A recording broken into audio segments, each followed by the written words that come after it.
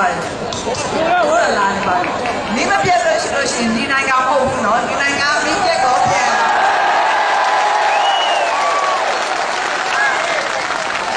မိပြတ်တယ်ဆိုကျွန်တော်ပြည်သူတွေသိအောင်ပြောအောင်မယ်ရန်ကုန်မှာလည်းပြတ်တယ်နေပြည်တော်မှာလည်းပြတ်တယ်နေရာတိုင်းမှာမိပြတ်ပါတယ်လို့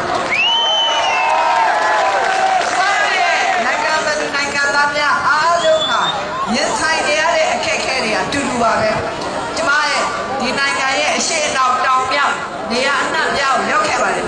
အဲ့ဒီနေရာတွေရောက်ခဲ့တဲ့အခါမှာကျမတို့ရဲ့ပြည်သူတွေရဲ့အခက်အခဲများဟာတူတူပဲဆိုတွေ့ခဲ့ရပါတယ်နံပါတ်1ကအလုပ်လက်မဲ့ပြဿနာအလုပ်မရှိလို့ကိုယ့်ရကိုယ်ရောဖြစ်ပြီးတော့အခြားမှာသွားပြီးတော့ဝိဇ္ဇာရှာရတဲ့ပြဿနာနောက်တစ်ခုကကျမတို့ပြည်သူတွေဟာကျမရဲ့ပညာရေးအရာကမ္ဘာအလယ်မှာနှိမ့်ချနေတဲ့ပြဿနာစသဖြင့်ပြဿနာတွေဟာနေရာတိုင်းမှာတူတူပါပဲအဲ့တော့သို့တော့ကျွန်မပြောရဲပေါ့နော်ကျမတို့ပြည်သူတွေနဲ့ပတ်သက်လို့မဲဆဲတာနဲ့အကြောင်းပြောရင်းနဲ့ငါပြောက်သွားလို့ပါကျမနောက်တစ်ခုပါတွေ့ရလဲဆိုတော့ကျမနိုင်ငံအနှံ့ပြားမှာစီယိုရေးသွားတဲ့အခါမှာပြည်သူတွေကလမ်းမှာကျမကိုစောင့်ပြီးတော့အားပေးကြတယ်ကြိုးဆိုကြတယ်ကြိုးဆိုတဲ့အခါမှာတစ်ခုပါကျမတွေ့ပြီလဲဆိုတော့ကျမတို့ကားပြတ်သွားတဲ့အခါမှာစောင့်ပြီးတော့ကြိုးတဲ့လူတော်တော်များများဟာ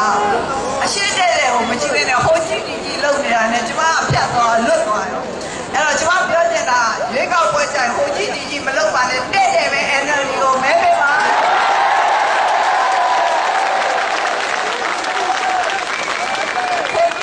လုပ်နေလို့ကျမကဖတ်ပြီးတော့လွတ်သွားတယ်လို့ကျမတို့ဟာမှန်က NLD ကိုမဲမပေးဘူးလို့နိုင်ငံအတွက်အခွင့်အရေးတွေကိုမလွတ်သွားပါစေနဲ့ကျမအနေနဲ့ဆောကျမနိုင်ငံရဲ့စနစ်ကိုပြောင်းတယ်ဆိုတာဟာနိုင်ငံရဲ့သမိုင်းမှာတစ်ခါတလေမှဖြစ်တဲ့ကိစ္စပါတစ်ခါတလေတနည်းအားဖြင့်ပြောရမယ်ဆိုရင်သမိုင်းတစ်ခေတ်မှာတစ်ခါပဲဖြစ်တဲ့ကိစ္စမျိုးပါအဲ့တော့ဒီလိုအခွင့်အရေးမျိုးကိုကျမတို့လက်လွတ်လို့မရပါဘူးဒီအခွင့်အရေးကိုကျမတို့မိမိရကင်ထားမှာဖြစ်ပါတယ်မျိုးသားဒီမိုကရေစီဖွဲ့ချုပ်က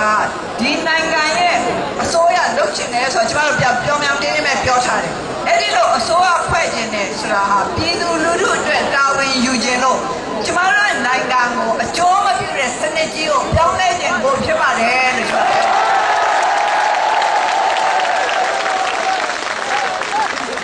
ကျမတို့အစိုးရကိုတော့တချို့ကမေးတယ်ကျမတို့ကတဲ့အာဏာရရင်ဘာလို့ပေးမှလဲတဲ့ကျမပြောတယ်ကျမတို့ကအာဏာတောင်းနေတာမဟုတ်ဘူးတာဝန်ယူပိုင်ခွင့်ကိုတောင်းနေတာဖြစ်ပါတယ်ဒါပေမဲ့ကျမတို့ဘာလုပ်နေဆိုတော့ပြည်သူလူထုကိုချပြပြီးတော့ပွင့်လင်းမြင်သာမှုနဲ့လုပ်သွားမှာပါအဲ့ဒီဟာကိုတော့ကျမတို့အာမခံတယ်ပွင့်လင်းမြင်သာမှုမရှိတဲ့အစိုးရကဘာလုပ်နေလဲဆိုတော့ပြည်သူတွေသိမှာမဟုတ်ဘူးဥပမာဆိုလို့ရှိရင်ကျမတို့ရဲ့ရခိုင်ပြည်နယ်ကပြည်သူပြည်သားများသိတဲ့အတိုင်းပဲသဘာဝတရားဇာတပစ္စည်းတွေနဲ့ပတ်သက်လို့အုပ်ချုပ်ရေးပိုင်းဆိုင်ရာဘယ်လိုသဘောတူညီမှုတွေရပြီးတော့ဘာလုပ်နေလဲဆိုတော့ဖြစ်တော့မှာပဲသိတော့တာပဲအဲ့တော့ပြည်သူတွေအနေနဲ့ဖြစ်တော့မှာပဲသိတယ်ဆိုတာဟာဒါမှန်ကန်တဲ့စနစ်မဟုတ်ပါဘူးလုပ်ငန်းတစ်ခုပြည်သူတွေနဲ့သက်ဆိုင်တဲ့အရေးကြီးတဲ့လုပ်ငန်းတစ်ခုမဖော်ဆောင်ရင်အများပြည်သူသိအောင်လို့ချမှတ်ပေးရမှာဟာတာဝန်သိတဲ့အစိုးရတိုင်းလုပ်ရမယ့်ကိစ္စဖြစ်ပါတယ်လို့ကျွန်တော်တို့ယုံကြည်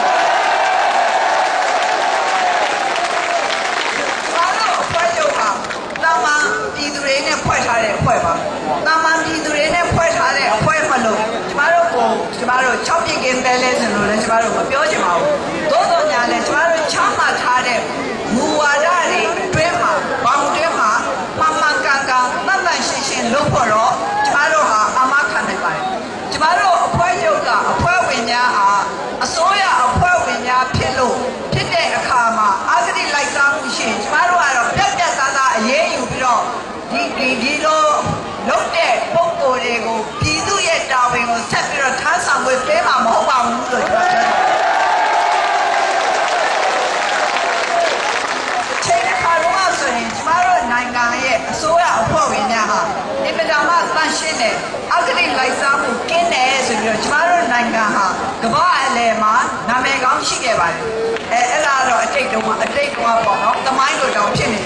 ဒါပေမဲ့ကျမတို့ဟာဒီသမိုင်းကိုတစ်ခေတ်ပြန်လဲပြီးတော့သစ္စာအောင်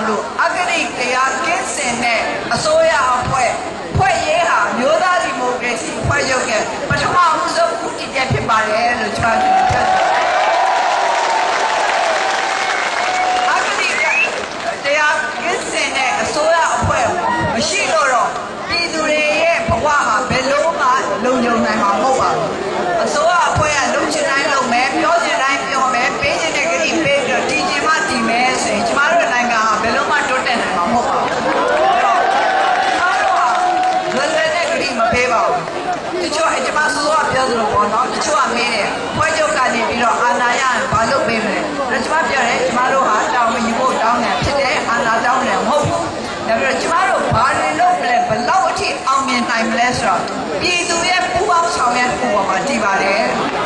ပြည်သူရဲ့စုပူပေါင်းဆောင်ရွက်မှုမရှိဘဲနဲ့ပြည်သူမပါဘဲနဲ့နိုင်ငံတနိုင်ငံတိုးတက်အောင်လုပ်ပြီးမရပါဘူးလုပ်ပေးလို့ရတယ်လို့ပြောတဲ့လူတွေကအာဏာရှင်တွေပဲရှိပါတယ်လို့ကျွန်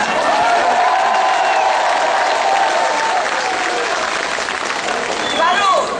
ဖွဲ့ချုပ်ကအစိုးရတရားထူထောင်နိုင်ပါမလားလို့တချို့ကမေးပါတယ်ကျမတို့ကအစိုးရတရားထူထောင်နိုင်မယ်လို့ကျွန်တော်လုံးဝယုံကြည်ပါတယ်ဘာဖြစ်လို့ယုံကြည်လဲဆိုတော့ကျမတို့ကပြည်သူတွေခံတယ်လို့ပဲခံခဲ့ရတာဟာပေါင်း30ကျော်ကြာနေပါဖြစ်ပါတယ်ဒါကြောင့်ဘာတွေကိုမလုပ်သင့်လဲဆိုတော့ကျမတို့ကောင်းကောင်းသိပါတယ်ပြည်သူတွေရဲ့လိုအပ်ချက်တွေကိုလည်းကျမတို့ကောင်းကောင်းသိပါတယ်ကျမတို့အဖွဲ့ဝင်ရုပ်ဝင်တွေဟာပြည်သူတွေကပြည်သူတွေပဲဖြစ်ပါတယ်နောက်ကျမတို့အစိုးရဖွဲ့တဲ့အခါမှာလည်းကျမတို့အစိုးရအဖွဲ့ဝင်များဟာပြည်သူတွေရဲ့ဒုက္ခများပြည်သူတွေရဲ့လိုအပ်မှုများနဲ့ရင်းနှီးတဲ့ပြည်သူတွေကပြည်သူတွေပဲဖြစ်ကြပါလိမ့်မယ်။ဒါကြောင့်ရိုးရိုးကြည့်တဲ့မျိုးသားဒီမိုကရေစီဖွဲ့ချုပ်ကိုမဲပေးပါလို့ကျမအနေနဲ့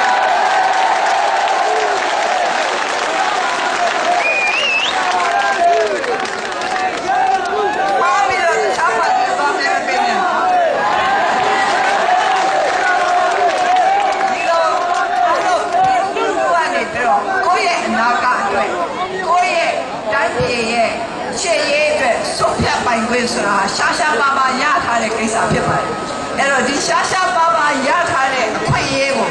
လက်မလွတ်ဖို့ဆိုတာဟာကျမတို့တဦးချင်းရဲ့တာဝန်ဖြစ်ပါတယ်16နှစ်ကျော်တဲ့နိုင်ငံသူနိုင်ငံသားများအားလုံးဟာမဲပေးပိုင်ခွင့်ရှိပါတယ်မဲပေးပါမဲစည်းမှာပါရဲ့လားမပါဘူးလားဆိုတာကိုသိသိချာချာကြည့်ကြပါနောက်ပြီးတော့မဲဘယ်လိုပေးရမလဲဆိုတာကိုလည်းလေ့လာပါအခုဒီနေ့မဲပေးရမယ်မဲပေးတဲ့စနစ်ကအရင်နှစ်တွေနဲ့မတူပါဘူးကျမတို့မျိုးသားဒီမိုကရေစီဖွဲ့ချုပ်ကဒီဟာတွေနဲ့ပတ်သက်လို့ပညာပေးအစီအစဉ်တွေလုပ်ပါမယ်နောက်တစ်ခုကကျမတို့ကကိုယ်စတဲ့တယောက်တည်းအတွက်မဲပေးရမှာမဟုတ်ပါဘူးတစ်ခါတည်းတချို့နေရာမှာ3ယောက်အတွက်ပေးရမယ်တချို့နေရာမှာ4ယောက်အတွက်ပေးရမယ်အဲ့ဒါကိုသိသိချာချာသိအောင်စ조사ပြီးတော့ကောက်မဲတွေမဆုံးရှုံးအောင်လို့ပြည်သူကနေပြီးတော့တတိထားကြပါပြည်သူတို့ဦးချင်းရဲ့မဲတွေဟာအင်မတန်မှတန်ဖိုးရှိပါတယ်ငါတယောက်ထဲပဲဘာမှမထူးဘူးလို့ဘယ်တော့မှစိတ်ထဲမှာမထားပါနဲ့တူးချင်းရဲ့မဲတွေဟာအင်မတန်တန်ဖိုးရှိပါတယ်ဒီတူးချင်းရဲ့မဲတွေကိုစုပြီးမှအင်အားနဲ့အဖွဲ့တစ်ခုဟာအောင်မြင်နိုင်မှာပါဒါကြောင့်ကျမပြည်သူများတယောက်ချင်းမဲပေးပိုင်ခွင့်ရှိတဲ့ပြည်သူများကိုစောကြပါတယ်မဲသွားပေးပါအဖွဲ့ချုပ်ကိုမဲပေးပါမဲပေးပိုင်ခွင့်မရှိသေးတဲ့16နှစ်အောက်ကျမတို့ရဲ့ကလေးသူငယ်တွေကိုလည်းစောကြပါတယ်ကိုယ့်ရဲ့မိဘတွေကိုယ့်ရဲ့ဦးလေးဦးတော်အတော်တွေကိုယ့်ရဲ့အကိုအမတွေကိုတိုက်တွန်းမှာကျွန်တော်တို့ကအသက်မပြည့်သေးလို့မဲမပေးနိုင်သေးပေမဲ့ကျွန်တော်တို့ကျမတို့အတွက်မဲပေးကြပါကျွန်တော်တို့ကျမတို့ရဲ့အနာဂတ်အတွက်မှန်ကန် NLD ကိုမဲပေးကြပါလို့ကျမတို့ကလေးတကယ်များတိုက်တွန်းပေးတယ်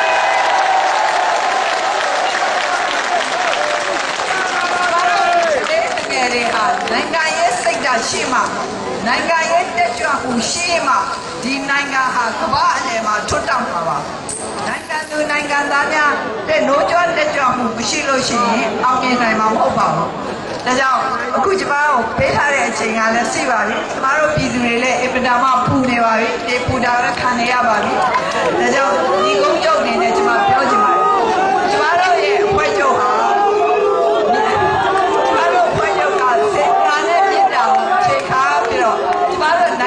နိုင်ငံသားတွေအကျိုးအတွက်ခါဆောင်တော့မှာပါရုံးကြည်နဲ့ကျမတို့ကိုမဲပေးပါကျမတို့ကအစိုးရဖြစ်လာလို့ပြည်သူကနေပြီးတော့မကျေနပ်ရင်အတင်းဖက်တွယ်ပြီးတော့နေမဲ့အစိုးရမဟုတ်ပါဘူးလို့ပြောရတဲ့